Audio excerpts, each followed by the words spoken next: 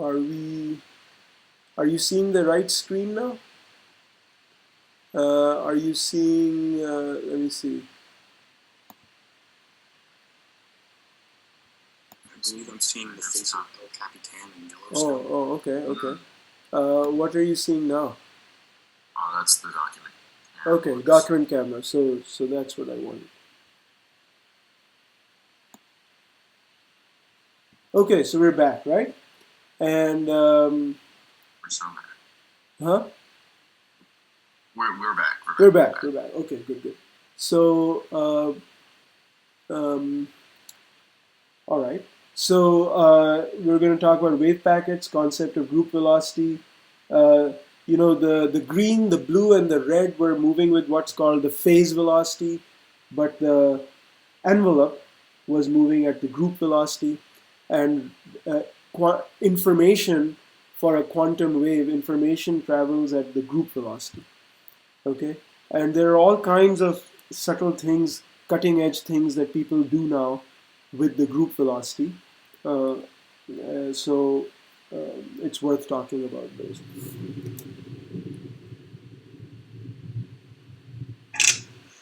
Ooh. Cowboy. Oh, I know what's going on.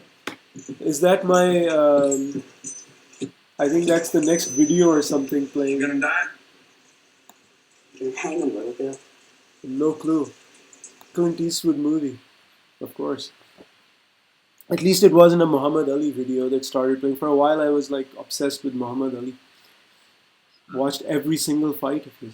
Okay, I think that got recorded. Okay, cool. So now, but we're back to where we need to be. All right. So let me talk about wave packets. All right. So here's where now we're gonna start doing some.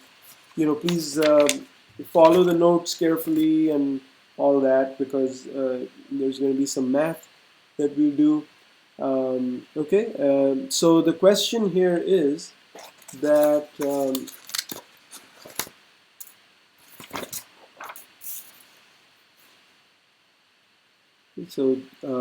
how can waves behave? I mean, it's one thing to see it visually, just a visual depiction, but we need to sort of have some handle on the math. Okay, and so this is the concepts of uh, wave packet. Math is important because math's the only language that nature speaks, and actually, math's the only language to really precisely express yourself.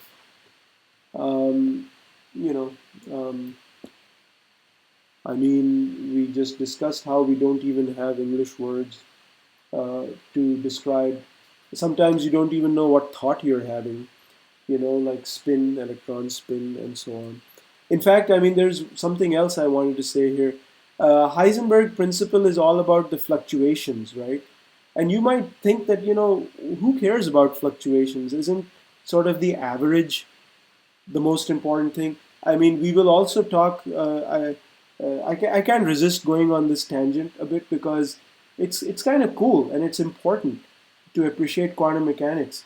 You might say we will study the correspondence principle very soon, and it's like okay, so average quantities follow laws, the same laws as classical mechanics, right? So even if you're working with a quantum variable like spin, and if you look at the average behavior, it will follow the same as what was predicted classically. And you might be that isn't like the whole world governed by just averages anyway? And I'll tell you no. In fact, it's the fluctuations, man. Because the Big Bang was a fluctuation, all right? And the other thing is, uh, um, if I were to describe the behavior of the class over 25 years, yeah, there is a way to look at the average, but the average is not doing much interesting. Like the average behavior of the class is the same today as it was 24 years ago, right?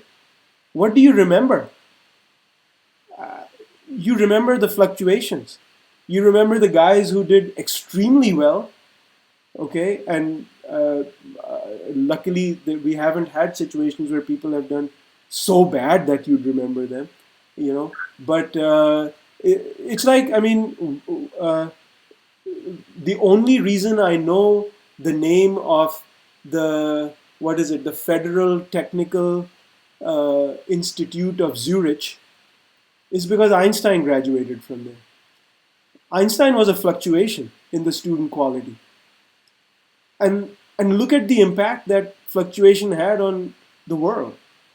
So same, I mean, if I wait long enough, there will be a fluctuation as big as an Einstein passing through my class, and I hope I am not dumb and don't notice that there's an Einstein in our midst.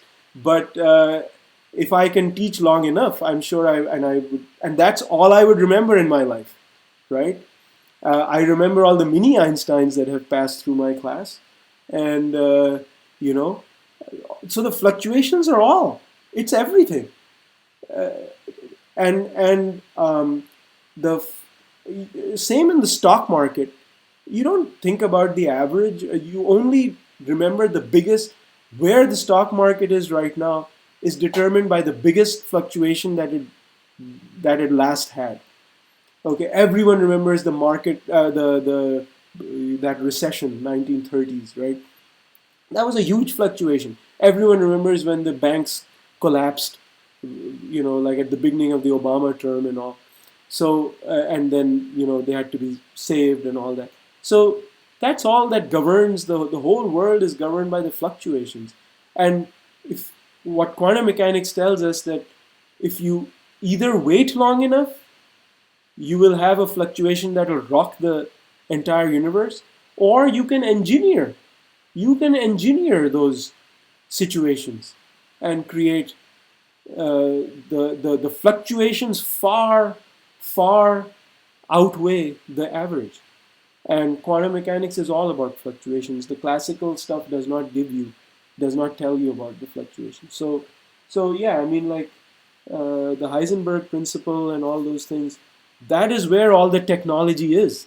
The future technology is in the, if you can master your mastery of fluctuations. Anyway, I'm not sure what brought that on, but that was a bit of a fluctuation, I guess, myself in my thought process. So quantum fluctuation of the brain. But anyway, let's come back to our business here. So I mean, that's why it's very interesting. Quantum mechanics is not about little stuff and like happening on some nanoscopic time scale, or no. If we understand how to use the tremendous, I mean, the Big Bang, like, I mean, if you could engineer those kinds of, or even like a fraction of that energy fluctuation, for in a controlled way or things like that, and that's what only physicists are going to come up with those. Not the mathematicians, not the chemists, not the engineers, the biologists. They're very smart people, but this kind of thinking is beyond their training, beyond their anything they've ever done. But physicists are trained for this, and that's what we do. All right. So concepts of wave packet group velocity. So here we go. So now, if you want to form a, so what we were doing in that slide, we were forming. Let's say we talk about the spatial wave packet because, or just any wave packet. So actually, I just want to strike this. Any wave packet. The wave packet is in space as well as in time. So now phi xt. How are we doing this? We were taking, we had a monochromatic wave. So I will write it out. Let's do 1D. And then, we said that let's say there are many of these, right? So A sub n, omega sub n, k sub n, right? And then we add them, sum them up. That's what you got to do to form a wave packet. And this omega n and k sub n, let's say that these are distributed near some central values. This is exactly what we were doing as we were building the wave packet earlier. The central values are k naught, omega naught, right? So there you go. You build this.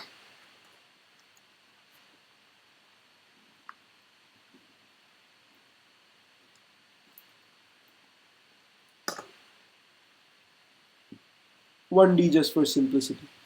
All right, and now of course we know that it's not really discrete stuff. So this is now where the math is going to become more precise. Pictorially, all that was good, but it's not discrete like that. It's actually a continuum, and so the sum becomes an integral, and this a is some function of k e to the minus I omega t minus kx. Okay. I guess because I'm focusing on the k part of it, so at this point, I mean, you could try to build a spatial wave packet or temporal wave packet. You want to sort of uh, focus on one of them, I suppose. So let's just do spatial wave packet. So just for concreteness. So you see, I'm taking k to be my variable here, and so this this and what does it mean? This near the central values k naught omega naught. That means this a of k. It looks like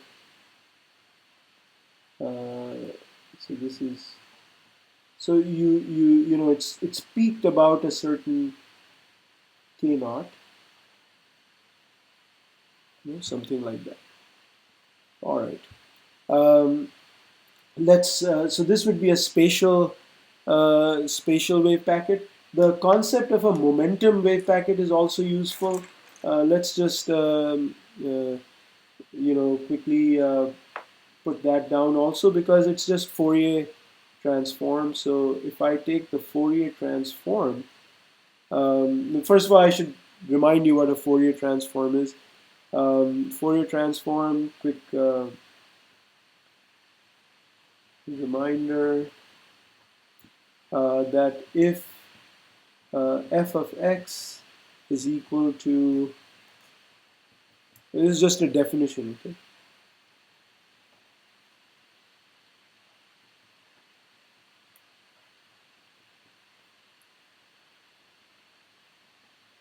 So if f of x is defined in this way, and I made a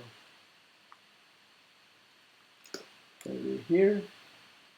Okay, so f of x and g of k are Fourier related to each other. So if f of x is defined like that, then g of k is the inverse Fourier transform, right?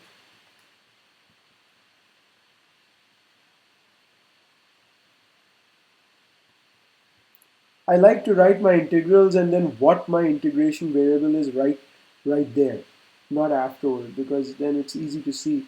Because as soon as I see integral sign, I'm like, but what am I integrating over? And then it's, oh, dk. All right. Here it's dx. And then f of x e to the minus ikx. Okay, so this is just the definition. So now, if you have phi of x t like this, okay, then you can write um, um, okay, so this is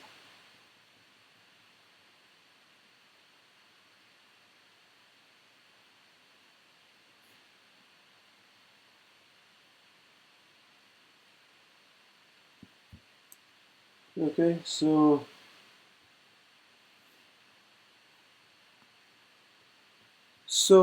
I can, just like the g, I can write phi pi kt, okay, and it's going to be 1 over square root 2 pi dx, and the f of x is the phi xt, and then e to the minus kx. Okay, and if I'm calling this a wave packet, a spatial wave packet, then this is a wave packet. Okay, so this is your spatial wave packet.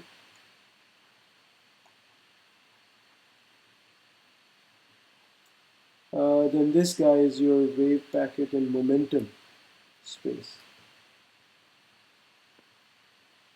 So this was just a mathematical sort of momentum wave packet, right? And you'll find this useful for your homework. So that's why all this setting up of things. Um, and when is this useful? Well, it's useful for analyzing what we were just doing, because the setting up of the wave packet that we were doing in the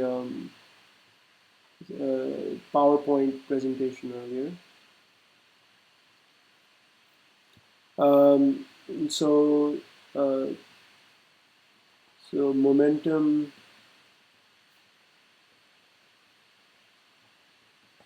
wave packet, the concept of momentum wave packet is useful if we are interested in states of well-defined momentum.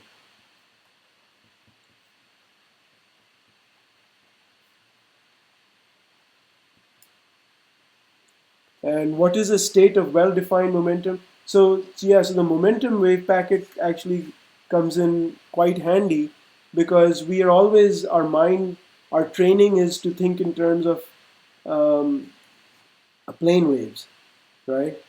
And a plane wave, is just, we've discussed this before. Plane wave, like, I mean, it's like,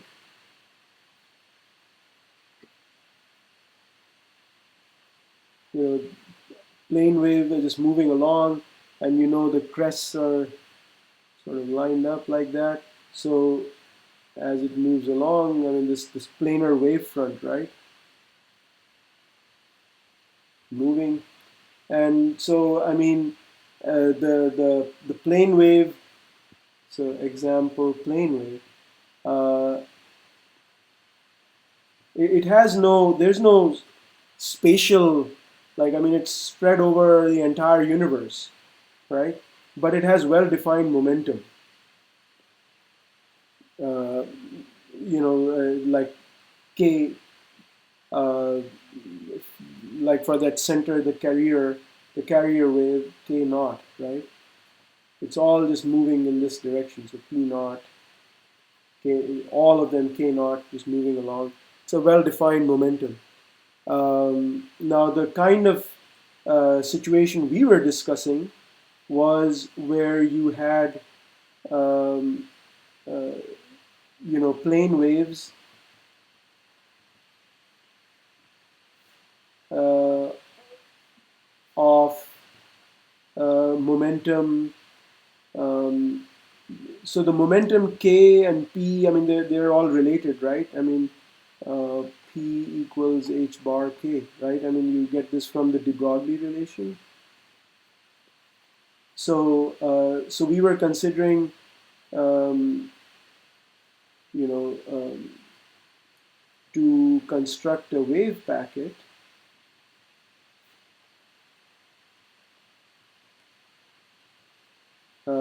combine plane waves of frequency, and this is spatial frequency, k naught minus delta k by 2 to k naught plus delta k by 2, right? So, so we're combining plane waves of well-defined momentum. So in that case, then what does this, that the combining together? Remember, we had the central values are k naught omega naught, but then this function here a tells me the different k's that are being combined. So the case that we were considering would be a of k would actually look like, for one plane wave, it's just that, right? Um, uh, Sorry, not that. For one plane wave, it's just k naught, right? All of them are k naught, but and so the amplitude would be just this, for that one k naught. But since we have a combination of plane waves going like this, so actually there is, there is a from k1 to k2, so and 0 out there, outside. So 0, then there's an amplitude at k1, so it's a top hat profile. Okay, so that's what this function is going to look like. Okay, so we will put this in there and try and solve what the wave packet looks like. Okay, so this form of a sub a as a function of k describes the situation in the PowerPoint.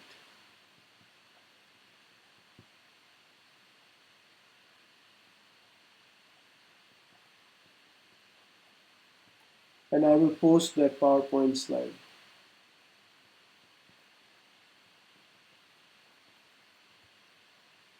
Okay.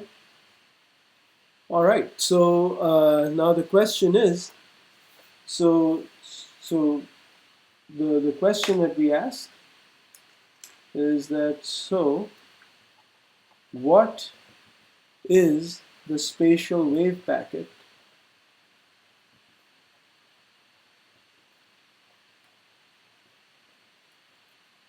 phi xt that corresponds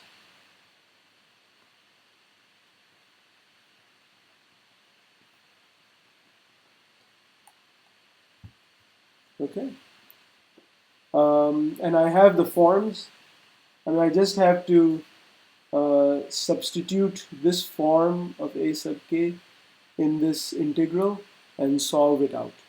And what should I get? I should get a sinc function at the end, right? So we will do this in class on Tuesday. Um, uh, I will assign you a new homework, all right, and it will be posted. Uh, there was one thing I was going to say. Yeah, you might be sort of thinking that, Samir, can you tell us a book, like what's going on? I mean, all we have is you and your notes, and like sometimes we'd like to go read some books and stuff. Uh, just for this initial review, like I mean, I think that next week I will start pointing out sections of the book that we would follow more closely. But for now, I mean, what I would suggest, and I'm sorry that there is no better way about this, but what I would suggest is that you look at the concepts in the notes and then use whatever resources you can.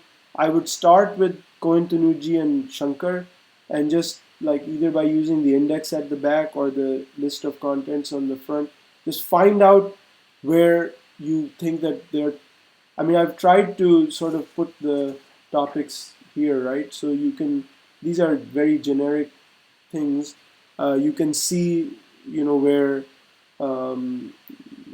just look them up in those books, and then if you have other books, you're more than welcome to look at that, and just also just parse through every line of the notes, and try and understand what's going on. All right, and discuss amongst each other also, and feel free to ask me if you have any questions about the concepts. That's all I can do right now because much of this is based on the notes that I took as a grad student back in Rochester 25. No, what am I saying? 25? No, it's um,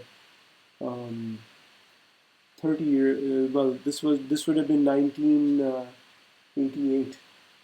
So that's 12 and 36 years ago. Um, okay. So, well, have a good day, everyone. Can I once again request Reese, Andy, and Henry to just stay back for just a moment? And everyone else, you are free. Okay? I should turn the record button.